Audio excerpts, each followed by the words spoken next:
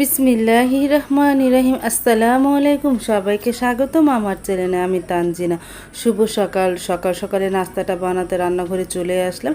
নাস্তাটা চুলায় বসিয়ে দিয়েছি, আলু আর ডিম সিদ্ধ করে নিতেছি। আর খিচুড়িটা বসিয়ে দিয়েছি। আমার খিচুড়িটা হয়ে গেছে, আলু ভর্তা ডিম ভর্তা হয়ে গেছে। আর গতকালকের গরুর গোস্ত আছে, তারপরে পোয়া মাছ আছে। এই দিয়ে সকালে নাস্তাটা করা হবে। নাস্তাটা রান্না হওয়ার পর আমি মিজানদের ঘরে গেলাম, বাবাকে ইন্স্যুরেন্সটা দিয়ে আসলাম। আজ মিজানটা সকালে ভোরেই মানে মিজান শ্বশুর বাড়ি চলে গেছে, এবার বাপের বাড়ি চলে গেছে। আমি ইন্স্যুরেন্স দিয়ে আসার পর এখন মা এসেছে বাবা নাস্তাটা নিয়ে যাওয়ার জন্য। বাবা ওই ঘরে বসে খাবে, মিজানদের ঘরে বসে পড়ে খাবে। মিজানদের ঘর তো আজ খালি, সবাই চলে গেছে। মিরান ও নানির বাসা চলে গেল সকালে সকালে, ভোর 6টা বাজে চলে গেছে ওরা সিএনজি করে। তারপরে বাবাকে খাইয়ে মা এখানে এসে পড়লো আমাদের ঘরে। তারপরে আমার হাজব্যান্ড ও আমার শাশুড়ি মা খেতে বসে পড়লো, আমিও খেতে বসে পড়বো একটু পরে। খাওয়া শেষ হওয়ার পর চা বানিয়েছিলাম, আমার হাজব্যান্ড তো চা খেয়ে দোকানে চলে গেল, আমি এখন খেয়ে নিতেছি। মা চা খেয়ে নিয়েছে। চা খাওয়ার পর কম বেশি ঘর দুয়ার গোছাবো।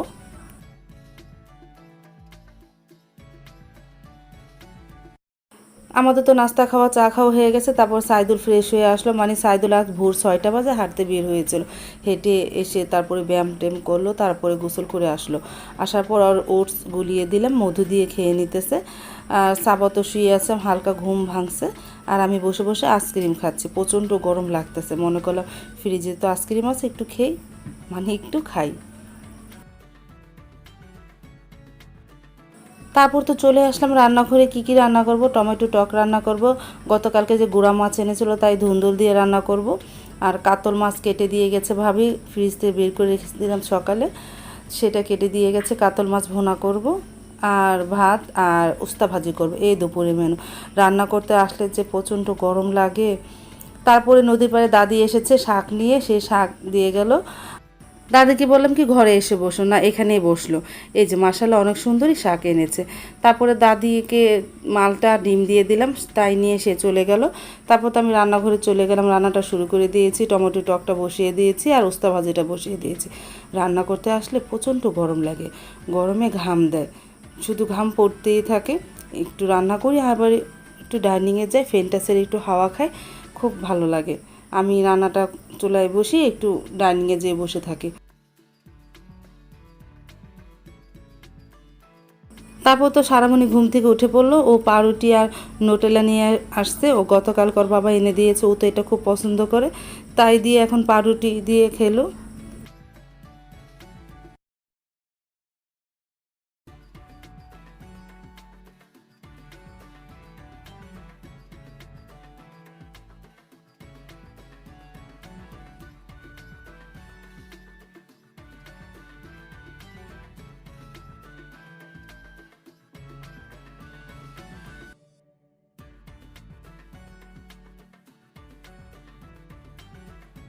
ভাজি হয়ে যাওয়ার পর এখন গুঁড়া মশলা চুলায় বসিয়ে দেবো। আমি পেঁয়াজ কাঁচামরিচ আদা রসুন একটু হলুদ গুঁড়া মরিচ গুঁড়া ধনিয়ার গুঁড়া, তারপরে নিলাম লবণ, তারপরে গুঁড়া মাছ আর ধুন্দুল, আর দেবো তেল। তেল দিয়ে ভালোভাবে মেখে চুলায় বসিয়ে দিব অল্প একটু পানি দিয়ে।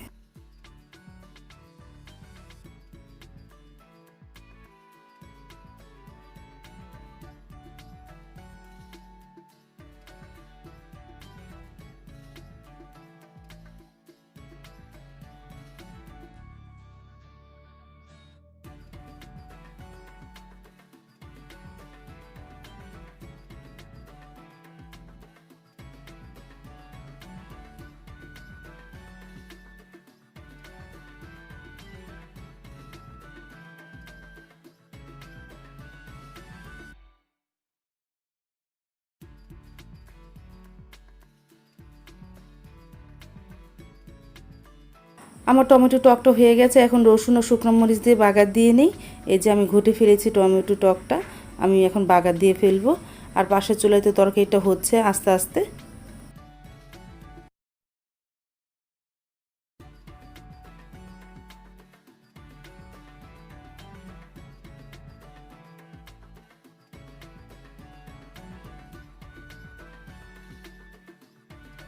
ছোট গুঁড়া মাছ ধুন্দুলের তরকারি হয়ে গেল, আমি নামিয়ে রেখেছি।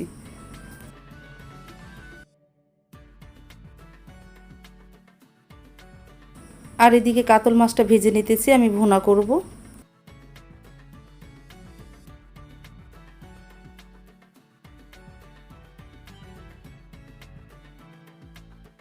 রান্না করতে করতে হঠাৎ গ্যাসটা ফুরিয়ে গেল। তারপরে গ্যাসওয়ালা ভাইয়া এসেছে, সৈকত ভাই, আমাদের গ্যাসটা দিয়ে গেল।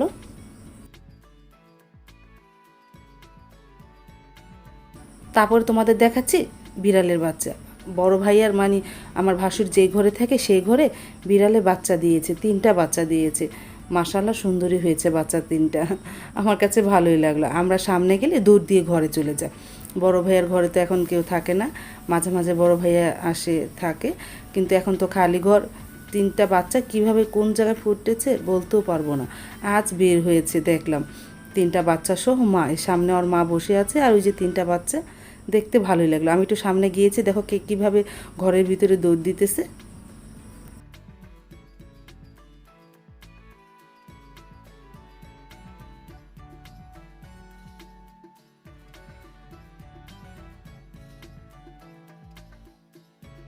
আর এদিকে রুই মাছের মশলাটাকে কষিয়ে নিতেছে, আমি সাথে টমেটোও দিয়েছি। কষানো প্রায় হয়ে এসেছে, আমি একটু পরে পরিমাণ মতন পানি দিয়ে দিব।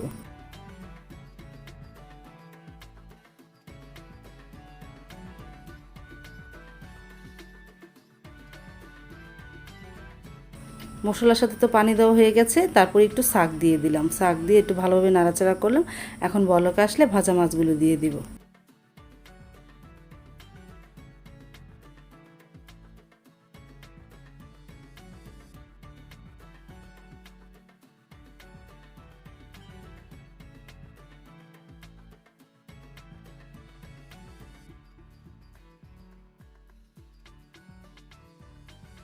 তারপর ফ্রিজ থেকে তরমুজ বের করে কাটলাম, মাকে দিয়ে আসতে বললাম, সারামণিকে বললাম দাদিকে দিয়ে আসো, আর আমি কিছু কেটে ফ্রিজে রেখে দিলাম, আমার হাজব্যান্ড এসে খাবে।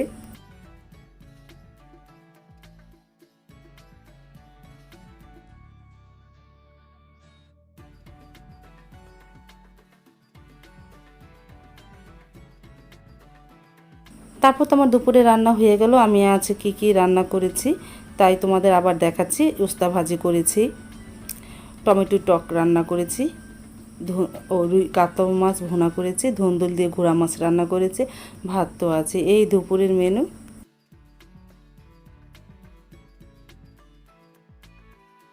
আজান তো দিয়ে দিয়েছে, তারপরে বাবার তো খাওয়ার সময় হয়ে গেছে, এখন বাবার খাবারটা মা বেড়ে নিয়ে যাচ্ছে।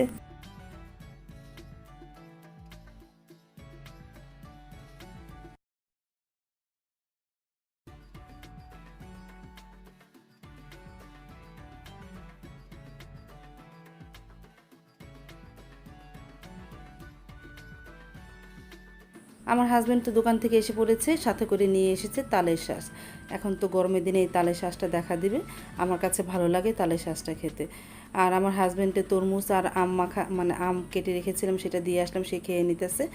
তারপরে মাকে নিয়ে এখন খেতে বসে পড়েছে দুপুরের খাবারটা। আমরা তো তালের শাঁস খেয়েছি, ছেলে মেয়েদের বলতেছি একটু খাও ভাত, এখন ওরা খাবে না, পরে খাবে, আমিও পরে খাবো। তালের শাঁস খেয়েছি না, এখন আর খিদে নেই। তারপর বিকেল দিক দিয়ে সাইদুর এক বন্ধু এসেছে। আমি তো গতকাল রাতে ডাবলিটা ভিজিয়ে রেখেছিলাম, তারপর রান্না শেষ হওয়ার পর ডাবলিটা সিদ্ধ করে নিয়েছে। সাইদুলের বন্ধু এসেছে, ওকে এখন ফুচকা দেব। ফুচকা কিনে এনেছিল সাইদুল, এখন ফুচকাটা মানে ভেজে নিব, তারপরে ঘুগনিটা বানিয়ে ওকে দিব। সাইদুলের বন্ধু খুব পছন্দ করে ফুচকা, এই জন্য সাইদুলকে বলেছিলাম যে ফুচকাটা কিনে নিয়ে আসো। এই যে ফুচকা ভাজা হয়ে গেছে, ঘুগনিটাও মাখা হয়ে গেছে ময় মশলা দিয়ে, আবার চিকেন কাকলেট ভেজে দিয়েছি, এখন ওর বন্ধুকে নিয়ে দিবে, ও খাবে। তারপর তো আমি চলে আসলাম বালাসুর আমার হাজব্যান্ডের দোকানে। সারামণিকে ডেন্টালে ডাক্তার দেখাবো। সারামণি তো একটা দাঁত কতদিন পর পর ওয়াশ করতে হয়, 15 দিন পর পর। আজ আবার ওয়াশ করতে এসেছি, এখন ওকে নিয়ে ডেন্টালে যাব।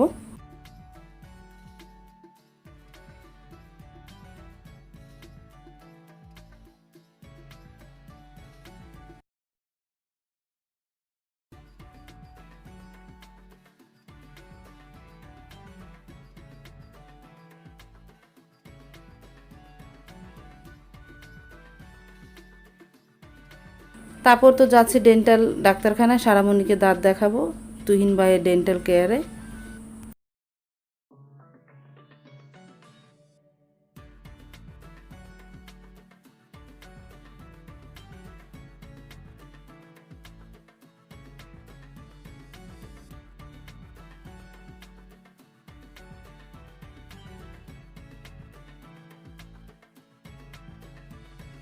এই যে সারামণি দাঁতটা ওয়াশ করতেছে।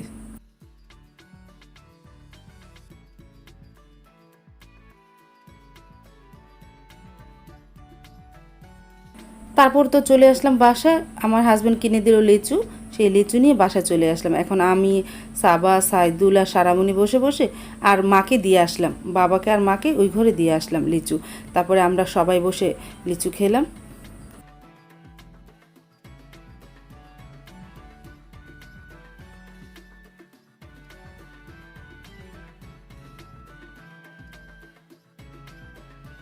তারপর সন্ধ্যার পর ফুচকা বানালাম না, মানে চটপটি খেতে মনে চাইলো, সেই চটপটি বানালাম।